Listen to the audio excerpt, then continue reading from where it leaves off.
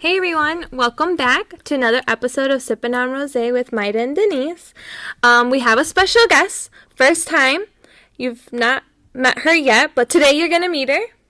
Hi everyone, this is Diana. I'm Denise's sister, older sister. And she's actually here. We're going to do a marriage episode. Yep. And we're going to see how it goes. So just keep on listening.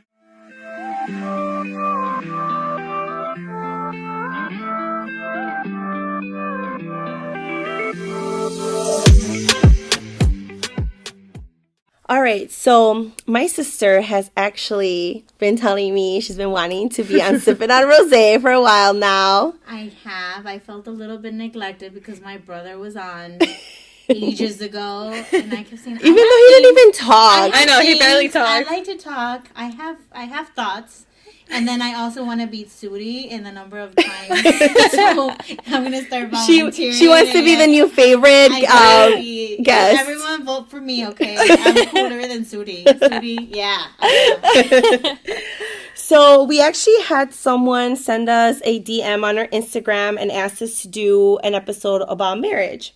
So obviously I'm not married, but I was like, oh, Mayra, you're married. You can talk about it. Yeah. And my sister has been married for a very long time now, so we figured this would be perfect. She has been married for 13 years. Yes. With my awesome brother-in-law and has been together with him for 18 years. Yeah. Yes. Sister, almost 20. I know. I married young, everyone, so just keep that in mind when I talk. I'm still cool.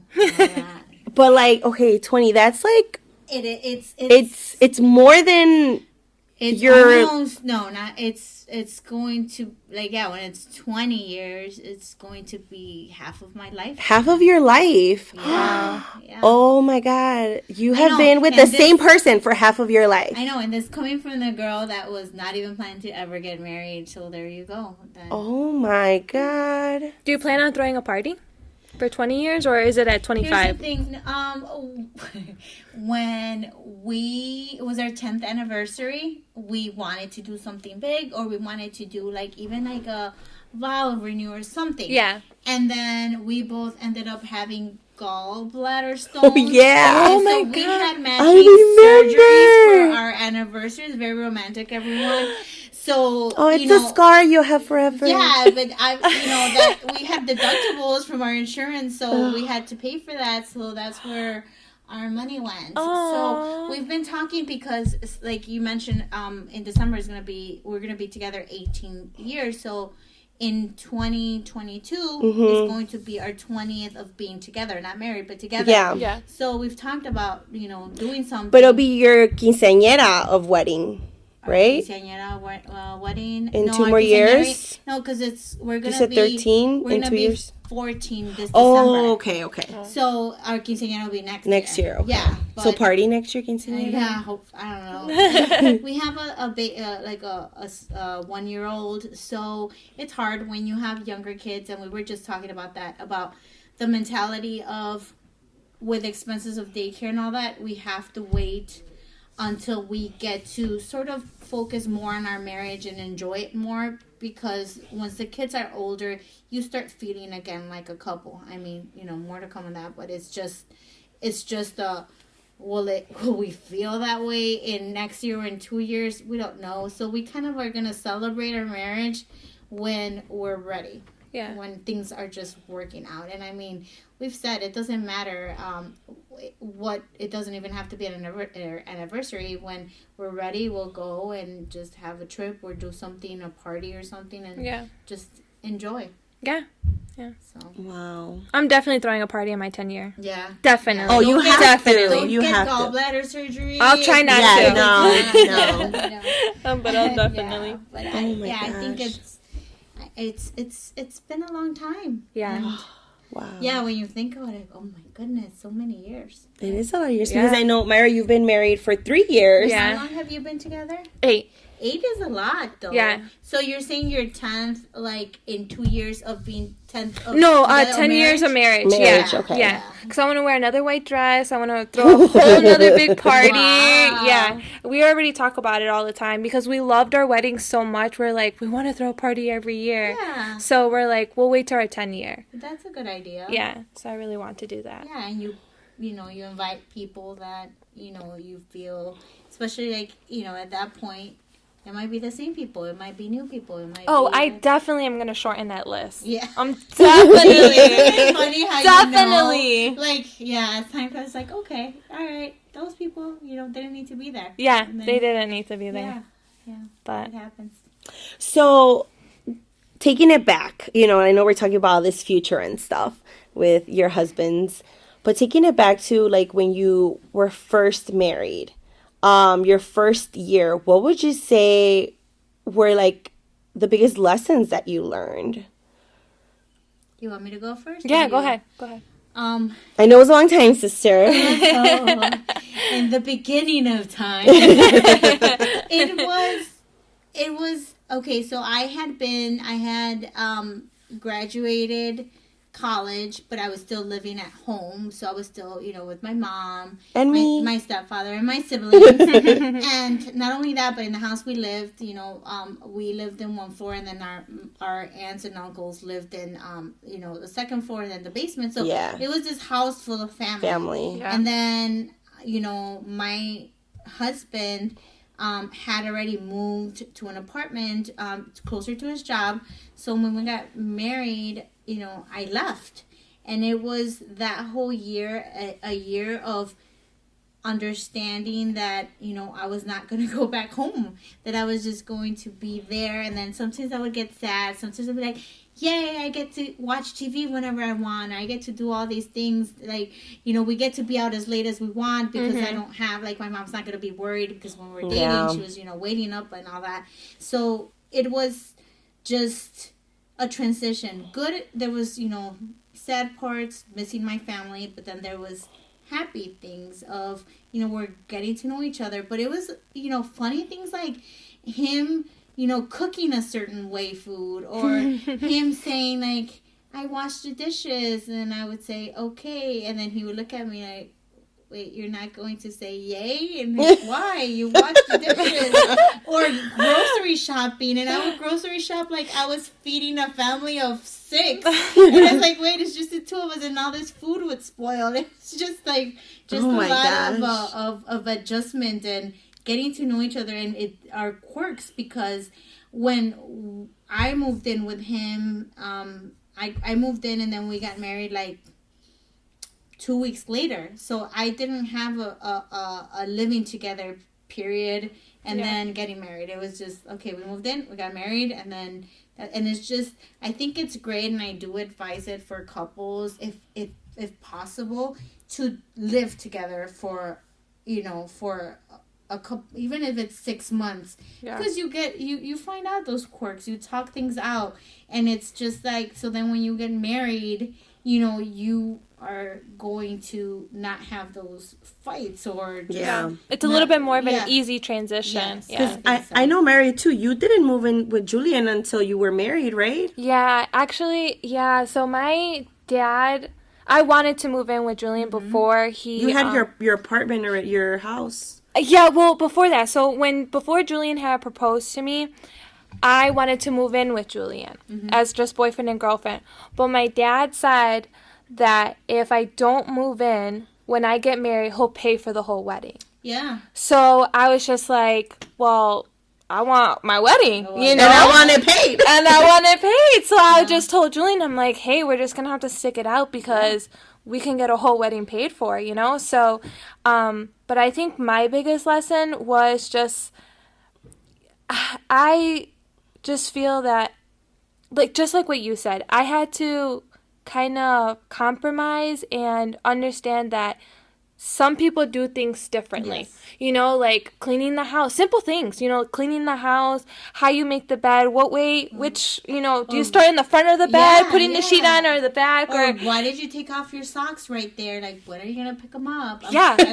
I'm looking at them, and then it's like, what's the big deal? No one's coming over, so it doesn't matter that the socks are there. And then, they're right, but it's not the way you do things. Yeah, Yeah, and I think another thing that I just learned on my first year of marriage, because I do think that my first year of marriage was really hard for me and Julian. I mean, we were the only people we knew. Like, we were each other's first love. You know, we were first time being in a relationship, all that good stuff. So I think it was just really hard. Just How much time after you guys were married did you get pregnant? Like, were you guys married? How long before you? we were married. Like Before I got pregnant, it was a year. A year. Yeah, Okay. and then it was like a year, almost 2 years before we actually had the baby. Yeah. So, but I think the biggest thing was communication. That we needed to like really. It was like the biggest lesson that we needed to learn. Yeah, that's so true because I wouldn't want to talk about things. I would, go to my room and just kind of shut down. And then I realized, hey, we have to talk about it because, it's not like we're dating and he's dropping me off and then, I let go of things. We call each other and we kind of move on. Like, no, now we're stuck in the same house and there was only one bedroom. So I would take the bedroom and he would take the living room. But I said, okay, eventually I'm going to go to the living room or he has to come to bed. So we got to talk about it. So you're right. It's communication was a big learning in that first year. Yeah. So communication, adjusting, getting to know each other. What about like the financial aspect of it? Because now you're like with another person. You don't have just your money to blow. Well, I don't know. As sister, you're not married, but I don't know if at what point of a serious relationship nowadays is it discussed of, how much money do you make? How much money do you have in savings? Like that conversation, I think is important, and I think we didn't do it. So you're saying that you need to have that conversation. Like how much you make? Yes. Really? I didn't. No, and I didn't either. But you have to understand because. Like, is it going to be a problem that I make like a lot less or I make more? Is it going to be, okay, then we know that together, if we combine our incomes, this is the type of thing we could do? Or, okay, like, if person A makes X amount more, are they going to keep an extra amount for themselves or do something, whatever, something, help their parents out, like do something different with a certain amount of money? Like, that conversation needs to happen because I think financials, and I speak from experience from, seeing like my aunts, uncles, and my mom, of some of the biggest fights are about financials. Yeah, they are. And if you have more of a clear idea of where each of you stand financially, I think it's better. That's so crazy to me because because it doesn't sound romantic, but it's... No, I don't know. Like I just would feel like kind of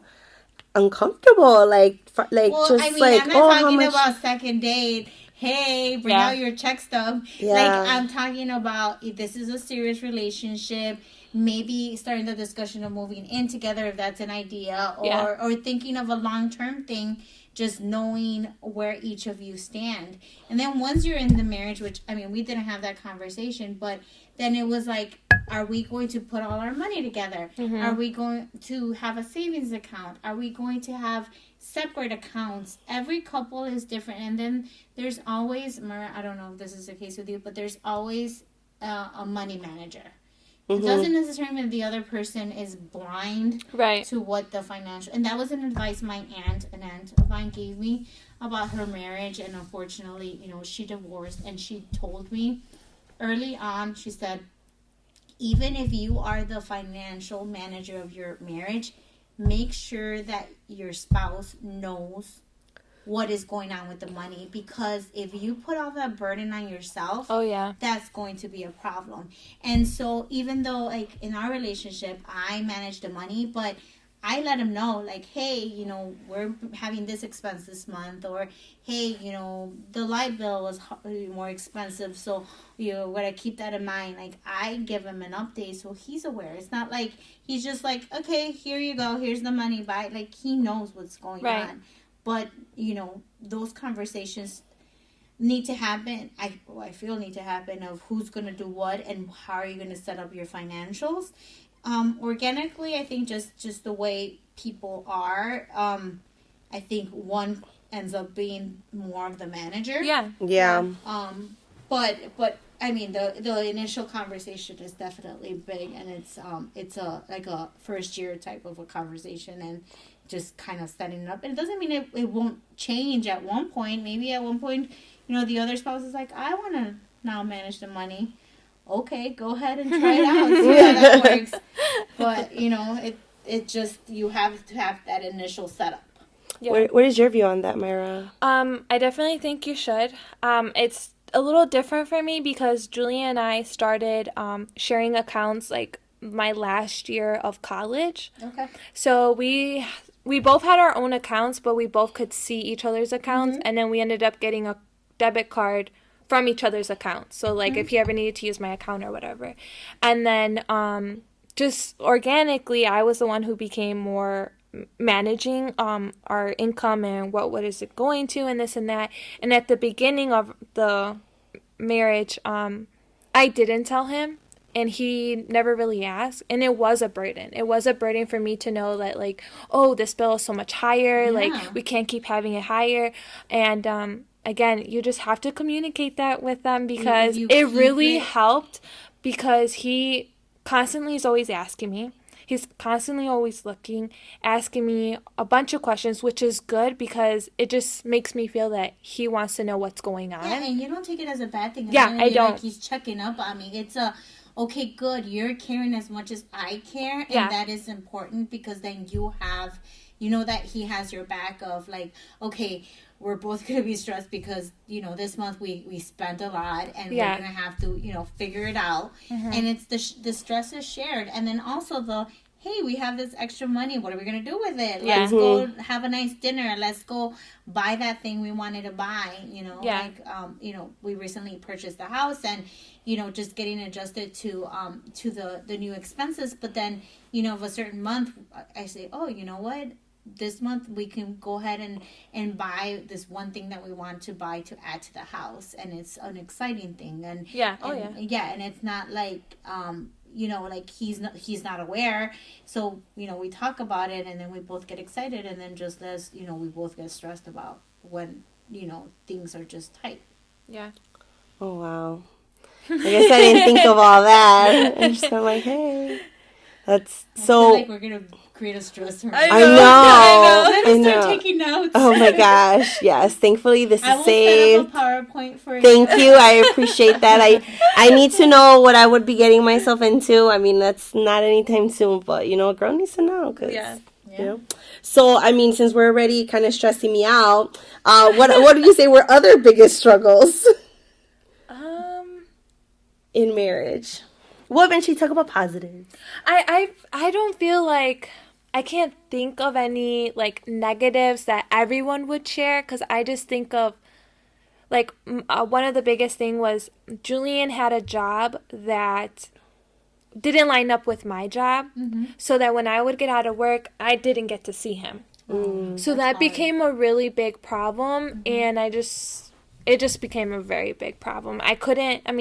First year of marriage and I barely get to see my husband. It was really, really hard. So we kind of had to like change things around. Luckily, he found another job that did fit with my schedule of work, which paid him even more, which it just honestly like boost our marriage so much. But that was just something like I couldn't handle. So I don't know. I mean, that's just one of the struggles I had. So. Okay. What about you, sister? It's being married longer. Just as you get older, your personality does change. You're constantly growing. You're constantly maturing. So it's both of us adjusting to that. And I think of when couples get divorced. Obviously, it happens for many different reasons. But we've had conversations of, the idea of maturing and that person that you become all of a sudden not clicking with your spouse anymore, because you've changed to the point where you may no longer have that chemistry or not really like each other. You still love each other because, you know, you have kids and you've been together now, but it's like, okay, yeah, you may be cool, but you're no longer who I married or who I think of wanting to be with. And just, so the idea of that being in the back of your mind, obviously not like a fear, but knowing of, oh, I'm all of a sudden, I don't like this, or these things bother me, and you just adjusting to it and just being able to still enjoy and like each other, even though you're maturing to other, possibly other types of people. You become a different person, but you're just like, hey, I still like you, or I like you more now, or it's like, oh, hey, it's, it's fun. There's certain things that you discover of, oh, now we click in a different way. Yeah. So it happens. It just the longer, but it's a struggle because all of a sudden it's like, wait, why are we fighting about this? This wasn't a thing we would fight about. It's like, well, yeah, now I've all of a sudden changed, surprise. And it's just getting used to that. Oh my God, that's so scary. Honestly, it's just scaring me now. And you have to keep it in mind. And no one told me this. This is a thing that I think in a different episode, we were to have a conversation about when, you have a baby and things no one tells you. Oh, yeah. It's just like no one, and in a marriage, I think, my sister and I have good examples of good marriages and we have examples of bad marriages. But just because we see a good marriage, we don't really know the background of it. Yeah. Of what's happened to make it a good marriage, Yeah. or what's happened to make it a bad marriage. But I think my husband and I, back to Mara's communication thing, we're constantly communicating of, hey, like he'll say like, oh, all of a sudden, like, I've noticed this about you. And it's like, yeah, I may have not even noticed it, but then like, you're right. And then my sister's like, rawr. I am not. Contrary to my sister's opinion, I am the nice one in our marriage. It's just because of what you show people doesn't necessarily mean that it's what happens in the background. What happens in the background between Mayra and her husband's, marriage, and what she tells you. I mean, I'm sure you guys are best friends. Yeah. I'm sure you talk about a lot of stuff, but I'm sure she keeps some stuff to her, for you to, not have any negative impression on Julian, or possibly just because, it's their marriage, it's their own thing. And I do that. We keep things very private, and then other, what people see doesn't necessarily, they don't know what happens in the background. So, like, what you're telling me is when I get married, it's not going to be like The Notebook, that my husband is going to love me till the end when I have dementia. He's going to build and he's not going to write our story and read it to me all the time. Speaking of The Notebook, I'm constantly telling my husband, Louis, I keep telling him, I think I'm getting Alzheimer's. So can you start, like, writing things down? Oh my God. And I don't think it's just I have a lot on my plate. So my doctor already explained when I told her that I possibly had Alzheimer's. She said, no, it's just when you multitask so much, you're not retaining a lot of the things because there's just so many balls in the air. Your brain can't do that. You gotta take things one thing at a time in order to be able to hold on to those memories. She explained that to me, and so but I still would want Louis to write our precious memories for real, and read them to me if I ever do have them. So you mentioned kids. Yeah. So did kids did it change, like, marriage for you? Because, I mean, I know Mayra had kids, pretty much, like, pretty early in her marriage. And then you, sister, waited, like, forever to give me my beautiful nephew. I would get birthday cards to the audience of Sippin and Rosé. I would get birthday cards every year asking me when I was going to have a baby. Yep. Because I waited 6 years. That's a long time. 6 years. And he was okay with it? No, but I kept I kept pushing it along. Yes, I ended up, finding great reasons / excuses of why to wait, and then, and they made sense. It was. We traveled. We had a lot of fun. We went out a lot. The year before I got pregnant, we called it like the party year. We were going out the weekdays. We were going to bars. We were going to concerts. We traveled. We went to Europe twice. It was, we got out of our system. Yeah, it was really fun. It was, she... Because I was already 21, so... She was able to participate in a lot of the fun. So... And then, when I got pregnant, it was, it was great because we felt ready for it. Yeah. I think he was ready way before me, but then we were both ready. So, I did wait a long time. So, I'm assuming there's differences between getting pregnant pretty quickly and waiting as long as we did. I know for me, it was just... all of a sudden, it's like you've had a routine for 6 years. Yeah. And it's just been, him and I. And then all of a sudden, there's a new person in the picture. And just kind of adjusting our family to having a baby. I don't know. I mean, for us, Julian was the one who... asked me, can we start trying to have a baby? And it was like before the summer, I said, you know what, let me get off birth control. Let's enjoy the rest of our summer, and we'll see, what I think about it afterwards. And I mean, after the summer, I was just like, okay, I feel that our marriage is about Madeline. But I think it's also like me and him are sitting next to each other so excited to watch her just grow up. So it's so exciting that, it is all about Madeline.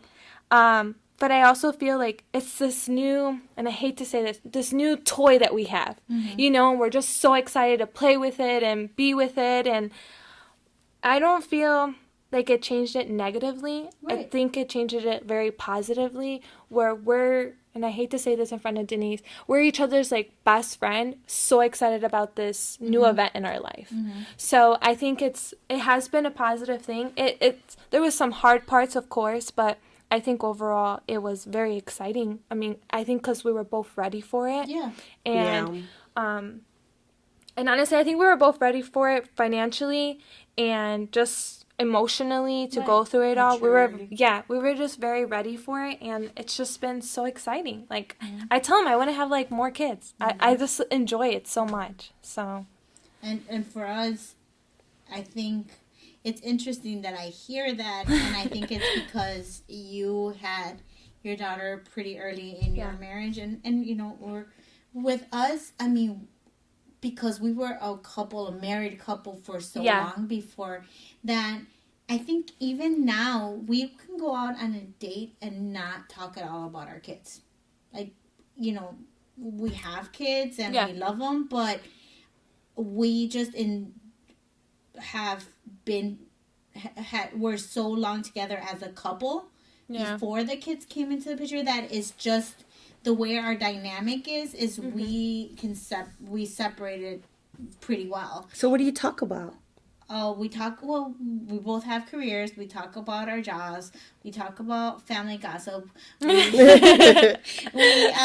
joke around we play this game, and it's like, I think it's funny because it came out in a movie, but we did it before we saw it in the movie. But we talk about like kind of looking at people around us, and is it their first date? Have they and we just have like this whole like, who are they type of a game. Yeah. So we just, and then, of course, if, like all of a sudden we will talk about, this funny thing that, my son did or my daughter.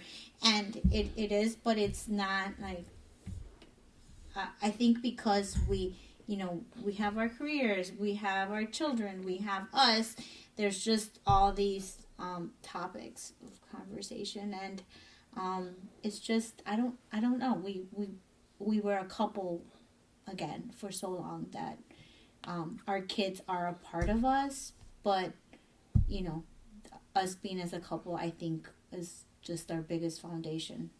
Yeah. Was it different because from like, so your marriage when like Ivan first came into the picture, that he was born, to when he well, before he had Sophia, that he was like older. Like, did the marriage like change as he got older? Like, and they relate? Like, Yes. was it different? Yes, and that's the thing we talk about. So now, since we have our daughter, and she's little again, luckily we know the drill. That our son, when he was little, was just consuming so much of our time, and it was the stress and me being exhausted, and having, because I work full time, having a career, and it's just having less and less time for us as a couple. And but we knew that would eventually start getting better, because we saw it with Ivan, that as Ivan became more independent, we were able to focus more as a couple again. And then again, I waited, to the audience, I waited a long time again to have our second kid, but at least we know the drill, because I was able to see, like for example, Mayra, if she has Madeline, who is a year and a half, approximately, and then if she has another baby, pretty soon, she's gonna have 2 young kids, right? So we saw with Ivan what it was like to eventually be able to focus again a lot more as a couple, because he was able to, he did a lot of things for himself. He didn't require as much of our time or attention, not that we didn't give it to him, but he was just so independent. With Sophia, we know that eventually, hopefully, I don't know that girl, but hopefully that will happen, and then we'll be able to, all of a sudden, I won't be as exhausted, because a baby just requires a lot of energy. I won't be as exhausted, and I'll be able to be a little bit more like myself.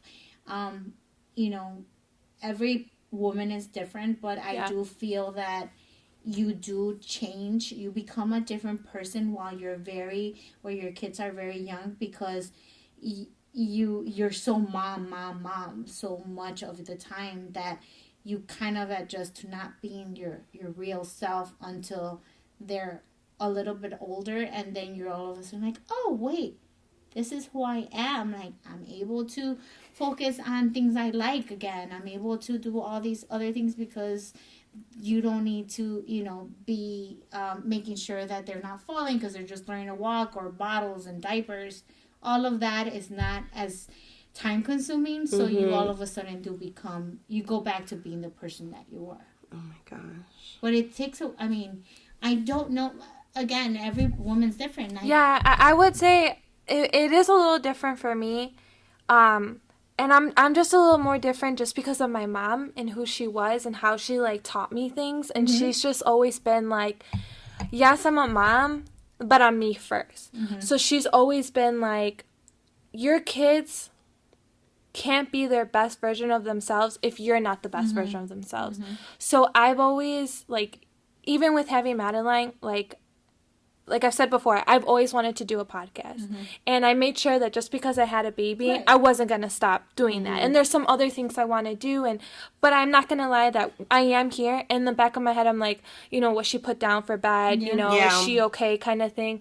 But I really try not to let it get in my way. Like, consume you. Yes, and let it consume me, because my mom was just so like, I love all my kids, but I'm gonna go take a spa day, or I got business to take care of, or things like that. And she's just always been drilling that in my head at such a young age, that I'm just like, just because I'm a mom doesn't mean I can't stop doing me. I think the biggest thing though is that Julian has been able to help me with my mom guilt that I have sometimes when I go do my personal stuff. Because even though I do have guilt, I'm still scheduling to go get my hair done. I'm still scheduling to go get a facial, but I still have that guilt, and he does a really good job of helping me get over it. Oh, yeah. But, I just, And Louis tries. I think it's, since we're talking about marriage, it's very important for your spouse to give you that support, to say, okay, you need some me time. And Louis tries, but I'm a very like, I need to have all the balls in the air, and I need to be able to control them, and be able to make everything work out perfectly. And as much as he pushes, sometimes I do listen, but it's actually pretty rare, because the majority of the times it's like, unless I'm sick, I'm not going to take any me time. And that's just my personality, which is why I said every wife, every woman is different.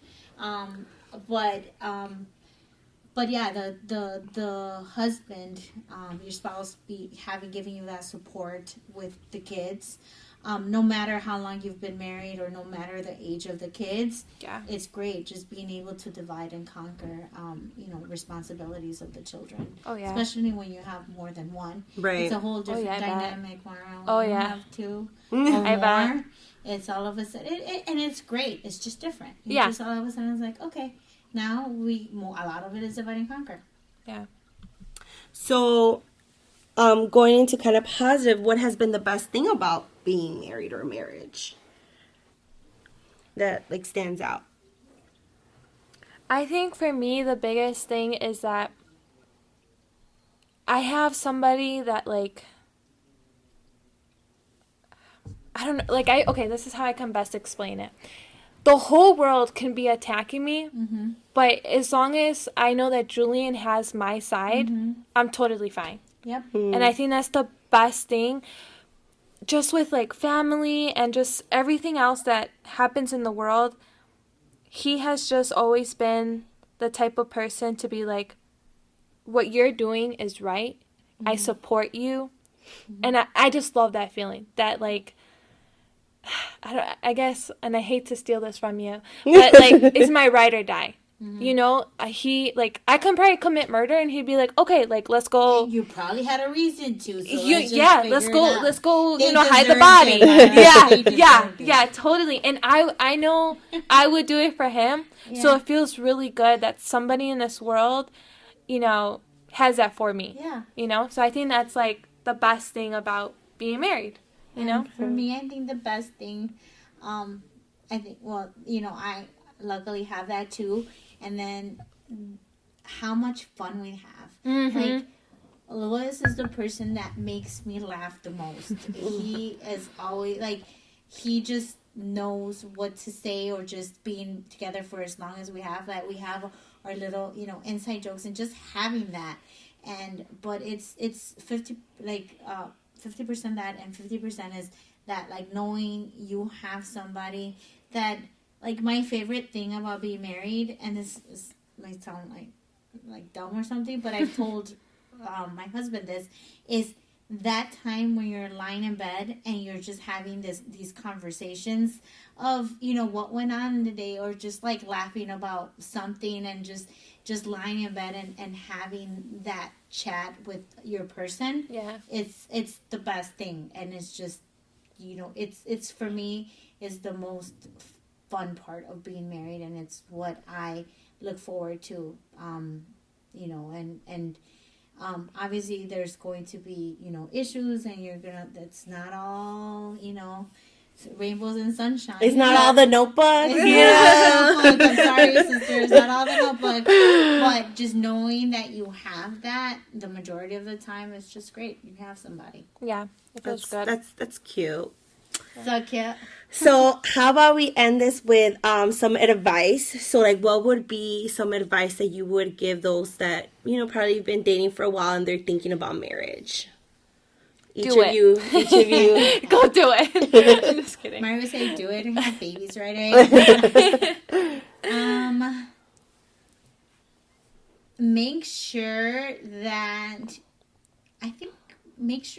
they're, kind of what Mayra said, they're your best friend. Yeah. And they're a person that, will stand with you through in your best and in your worst. And that you will do the same for them. That, you're not just expecting it, but you're willing to do it for them. Because, there's a song in Spanish of, there's a difference between liking a person and loving a person. What song is this? The Jose La Mar. Oh yeah. There's like when you just like, it's a good song. there's like, passion and all of that, yeah, that's great. Yeah. But you have to have more to that in order to be able to say, yeah, I could marry this person. Yeah. Because if it's just about lust and passion and like, yeah, you're a great time. Like, okay, that's great. But are you willing to be with this person through thick and thin? So, like, como que te caiga bien. Like, like their personality. Yes. Like, and knowing that you're able to handle the good and the bad that they have. Because, they're going to be in a bad mood and you're like stuck with them for like ever, you're not kind gonna of. like. You're not gonna say, "Oh my God, he's great even in a bad mood." Like, no one likes anybody in a bad mood. Right. But just being able to say, "Hey, I know you're in a bad mood. It's gonna suck, but then I'm still gonna like you because eventually you're gonna get in a good mood again, and we're gonna be cool." That's good advice. Yeah. What about you? I would was it say just that you do it. just do it. Just do it. I think that if you are thinking about getting married, I think my advice would be understanding that it's okay to compromise, and I think that it's not a sign of weakness of compromising, if that makes sense. So like my advice is understand that you're gonna have to compromise and that it's okay. It doesn't mean you're like the weak one or, or vice versa or whatever, but just understanding that you are going to have to compromise, and just remember you're compromising because you love that person. So pretty much that you really can't be selfish all the time. Yeah, you can't. No. Like now it's hard. It's really hard. Are you kidding me? Yeah. It's so hard. I do not do good with. I'm so bossy. I just like to do my way. And I do not do good with compromise. But I have a very patient husband that has known me. It has known me. That part of me has not changed. Everyone. It's been this way, and it's just like, okay, I eventually get there. I do get there, but just being able to do that, it is a big thing. Yeah. Wow. I hope we're not making you like run the end just I know. I'm the one that's not married here. I definitely have a lot to think about. I don't know about you guys that are listening to us. Are you kidding me? I'm kind of scared. 13 years and I'm not going to know who he is. I'm scared. That's crazy though. Like how it happens. It happens. Because even if you think about like when you first started dating him to now, you're so different. I traumatized Mayra in the audience. Oh my God! I could go on about just things people do not tell you, and that's one of them. People are bogus for not telling us. Yeah, oh yeah. But we are not bogus because we are telling you, audience. That can or most likely will happen. Yeah. But pretty much also they're telling you that it's gonna be okay. It's okay. I'm still married. We've survived those changes. Yeah. And it's okay. Wish me luck. Good luck to you, Mayra. You'll be fine. Yeah, you'll be fine. You will be fine. Just based on what you're saying of what you know is important in marriage, that means that you understand. And if you're not, just go take a walk, sip on some rosé, and then come back. And then I'm still right. For real though. All right. Thank you so much for joining us, sister. I hope that the person that requested this topic. Yes, person. I hope you request me to come back again. This person did not request you, but okay. Now that you heard me say that you like me better than Sudi. Thank you. We will catch you guys in another episode of Sippin' on Rosé with Mayra and Denise. Bye. Thank you. Bye.